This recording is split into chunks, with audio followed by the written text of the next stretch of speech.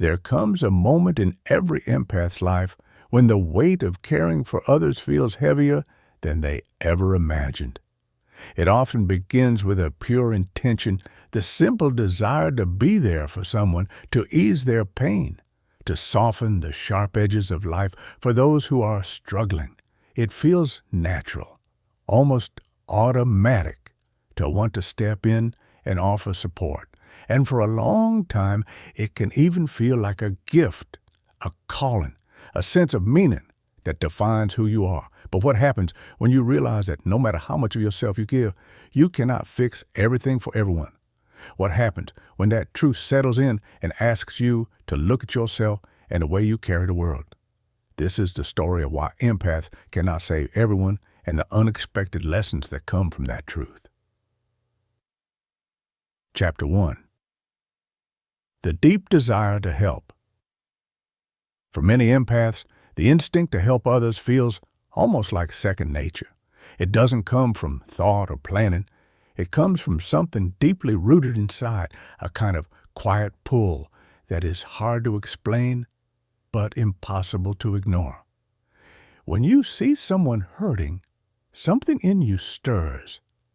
You notice the subtle details that others may overlook, the heaviness in a person's tone when they insist they are fine, the way someone's shoulders slump when they believe nobody is paying attention, the hesitation in their eyes when they're trying to hold everything together.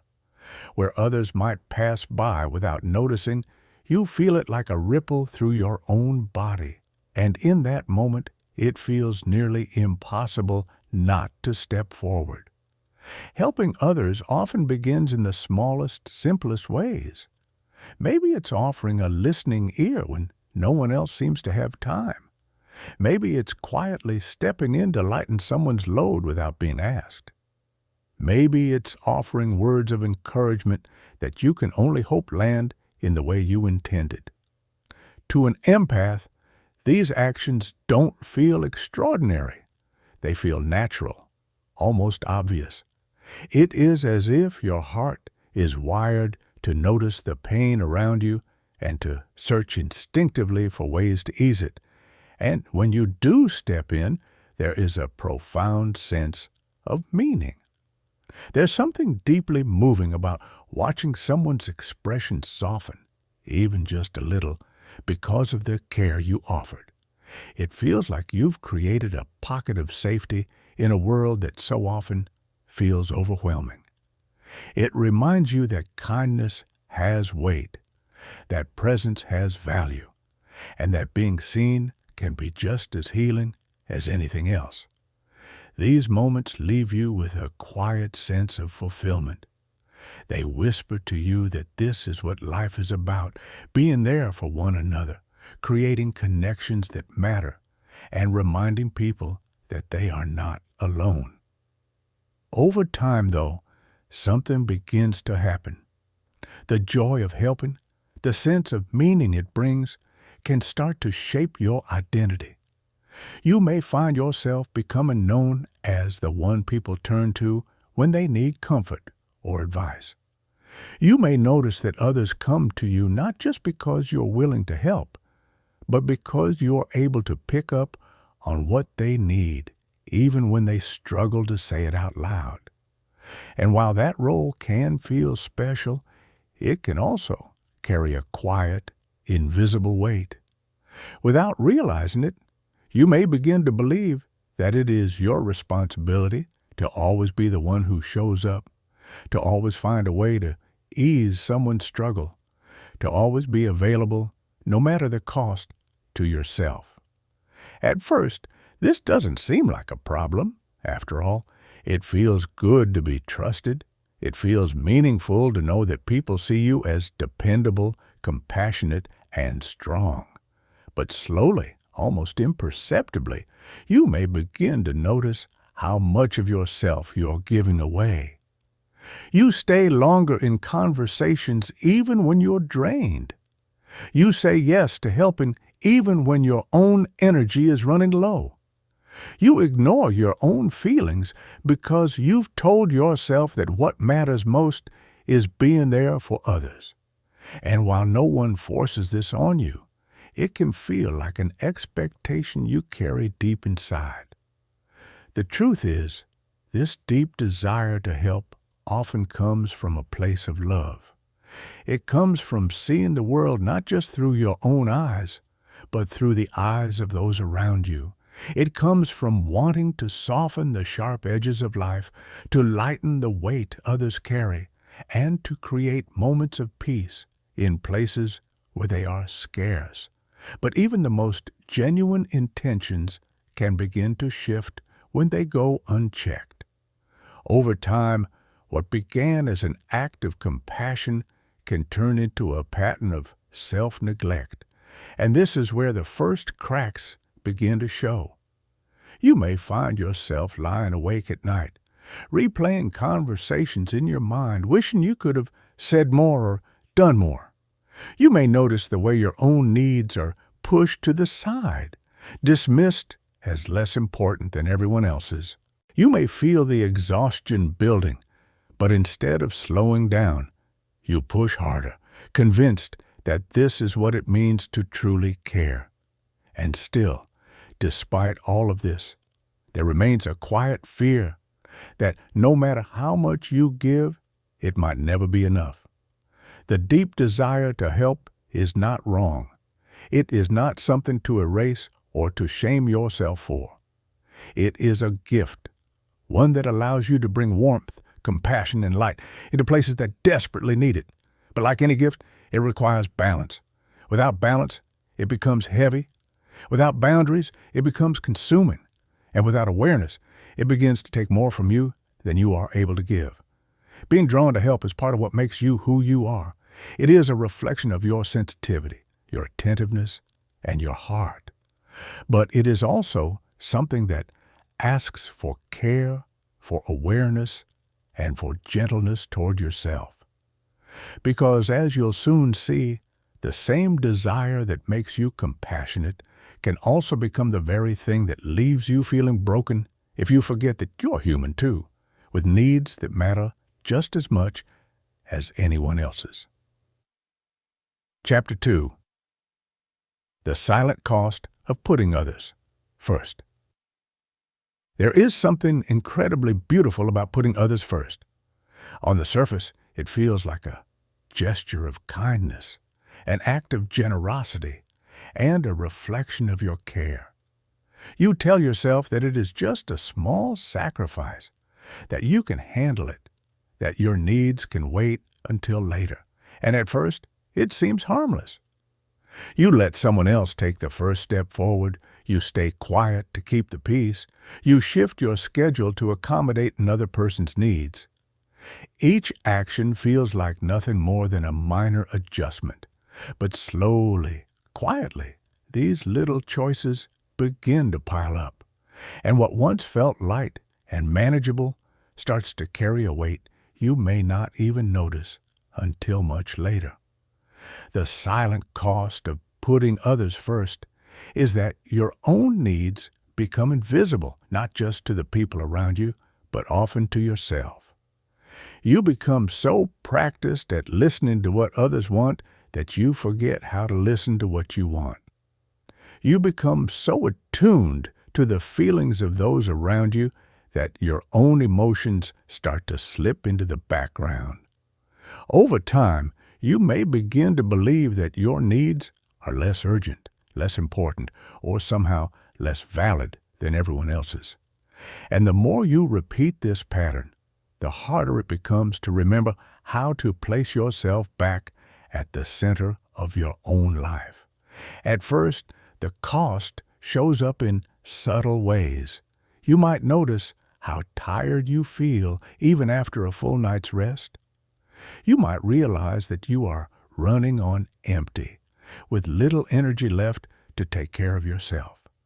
You might begin to lose interest in the things that once brought you joy, because all of your energy has been poured into maintaining the lives of others. And yet, because this happens slowly, it is easy to ignore. You tell yourself you're just having an off day. You convince yourself that things will settle down eventually. You promise yourself that soon you'll make time to rest. But somehow, that time never quite comes. Then the cost deepens. You may notice resentment creeping in, even if you do not want it to be there. You may feel a quiet frustration when you say yes again, when what you wanted to say was no. You may find yourself longing for someone to notice the weight you're carrying, but you remain silent because you do not want to burden anyone else. And so you keep carrying it, all while hoping someone might finally see. What makes this cost so painful is that it is invisible. From the outside, you may look calm, capable, and endlessly supportive. To those around you, it seems as though you have everything under control. But on the inside, you may feel drained, unseen, and unappreciated. And because your struggle is silent, it often goes unnoticed until it has already taken too much. The truth is, putting others first without balance is like pouring water from a cup that is never refilled. At first, the cup is full, and it feels good to give. But slowly, with each act of self-sacrifice, the water begins to run lower. And when the cup is empty, there is nothing left to offer, not to others and not to yourself. Yet instead of recognizing that the cup needs to be replenished, many empaths try to push harder, convincing themselves that somehow they can keep pouring, even when there is nothing left inside. This is where exhaustion becomes more than just physical. It becomes emotional, mental, and even spiritual in a quiet way that makes it hard to describe. You may feel disconnected from yourself, as though you are moving through life without fully being present in it. You may feel a sense of heaviness that lingers even when things appear fine on the surface. And perhaps most painfully, you may feel a growing distance from your own sense of joy. Because joy requires space, and when your entire being is devoted to others, there is little room left for you. Chapter 3. The pain of carrying too much. There comes a point when the weight you carry becomes more than just tiring. It becomes heavy in a way that touches every part of your life. This is the quiet pain of carrying too much. For many empaths, it does not arrive suddenly. It creeps in slowly like a shadow that grows longer with each passing day. At first, you hardly notice it. You think you are simply being kind, being supportive, doing what feels natural. But with time, the accumulation of unspoken emotions, unacknowledged burdens, and unbalanced responsibilities begins to settle deep within you. And when it does, it changes how you move through the world. The pain of carrying too much is not always loud. Sometimes it shows up as a deep fatigue that no amount of sleep can fix. Sometimes it reveals itself in small, fleeting moments when you realize you're more irritable, less patient, or quicker to withdraw than you used to be. Other times, it takes the form of physical tension in your body, tightness in your shoulders, heaviness in your chest, or a restlessness you cannot quite name. What makes this pain so difficult is that it's not always obvious, even to you. It lives quietly, often disguised as something else. For empaths, this pain is intensified because you are not only carrying your own feelings, you are also carrying the echoes of everyone else's. When someone you care about is upset, you feel it as if it were your own. When someone is struggling, their pain has a way of settling inside of you, even if they never speak it out loud. Over time, these emotions accumulate layer upon layer until you're holding far more than anyone could reasonably bear. The result is a kind of invisible heaviness. You may walk into a room and immediately sense what others are feeling, even when they say nothing. You may sit with someone and carry their sadness long after the conversation has ended. You may try to shake it off, but it clings to you, almost like a second skin. And because you care so deeply, you rarely stop to ask yourself whether it is too much. You simply keep going, convinced that this is what it means to love and support others. But the truth is, carrying too much comes at a cost. It can leave you feeling empty, as though there is nothing left for you. It can cause you to lose sight of your own needs because you are so busy trying to absorb the needs of everyone else.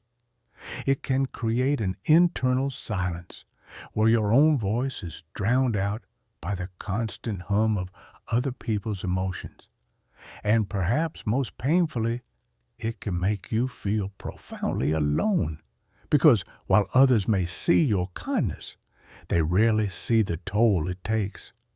There is also the danger of forgetting where you end and others begin.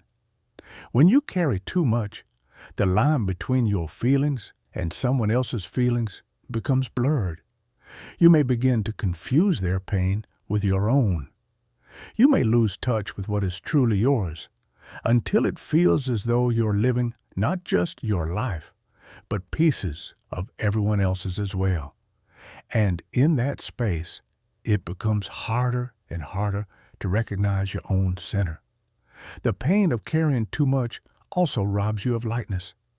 It makes joy harder to access because joy requires openness, and openness is difficult when you're weighed down. It makes rest harder to achieve because your mind and body are never truly quiet.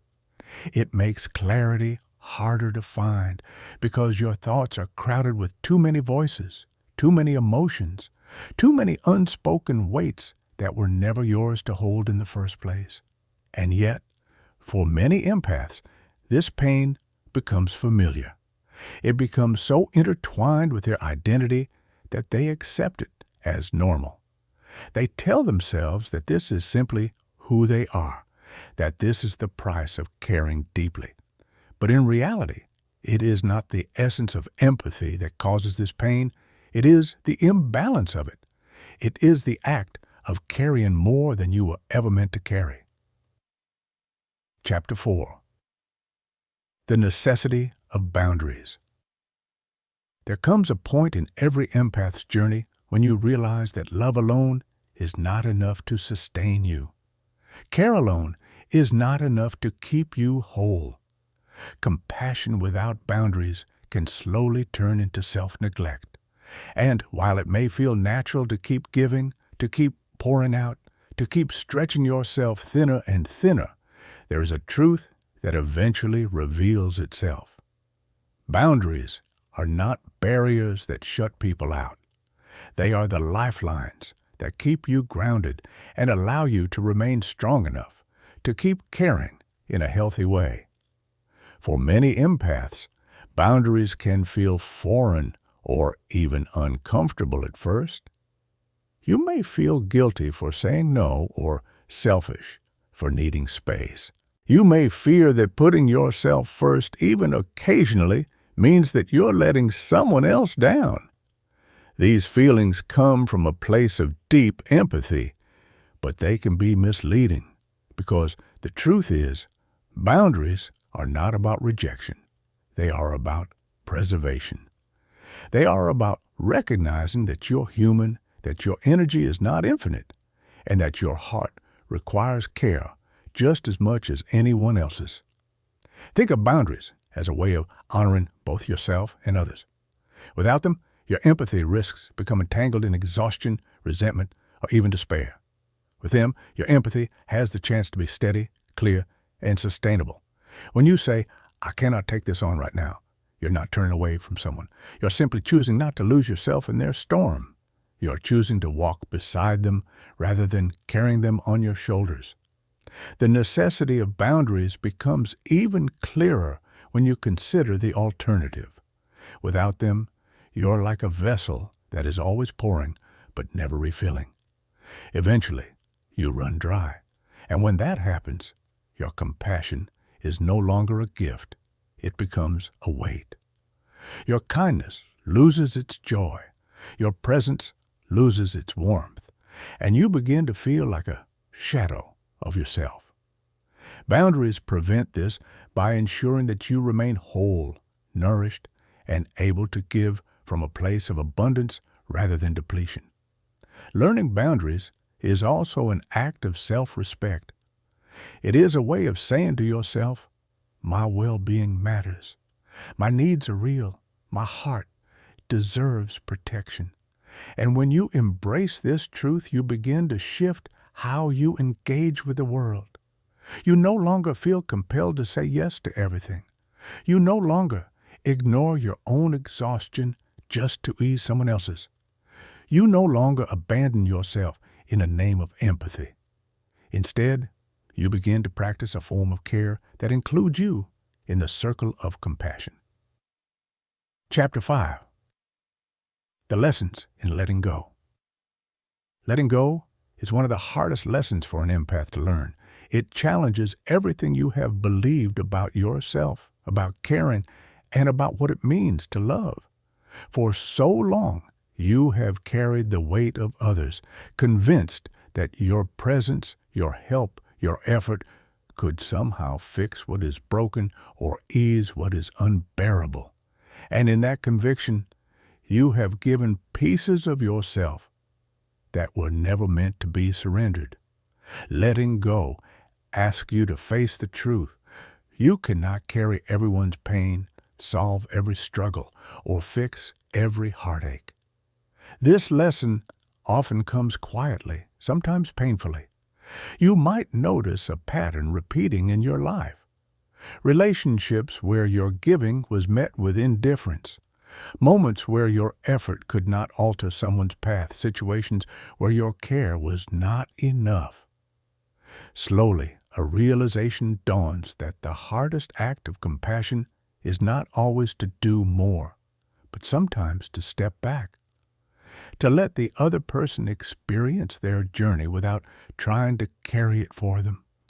To trust that life, in its own way, has lessons that must be lived even if they are difficult. Letting go is not about abandoning empathy. It is not about shutting down your heart or becoming indifferent to the suffering around you. On the contrary, it is an act of courage, clarity, and love. It is recognizing that the boundaries you set, the energy you protect, and the space you allow yourself to breathe are essential to remaining compassionate over the long term. When you hold on to everything, you risk losing yourself. When you let go of what is not yours to carry, you give yourself the chance to heal, to grow, and to continue showing up in ways that truly matter. There is a subtle, almost paradoxical freedom in this release. When you stop trying to save what cannot be saved, a lightness enters your life that has been missing for years. You begin to notice that the world feels less heavy, that your own heart has room to expand again, and that your compassion can be genuine rather than strained.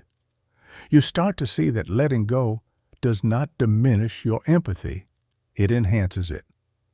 By caring for yourself first, you're able to care for others more fully without losing sight of who you are. But letting go also brings a reflection. It asks you to ask the hard questions. Where have I overextended myself? Where have I carried burdens that were never mine to carry?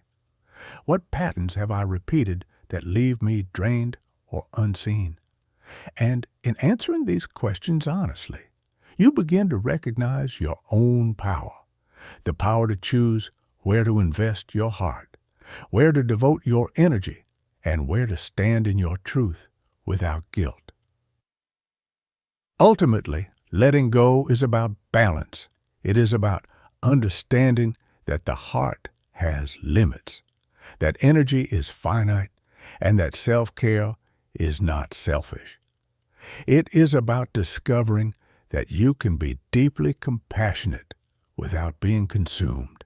And it is about realizing that your gift as an empath is most powerful when it is guided by awareness, wisdom, and self-respect.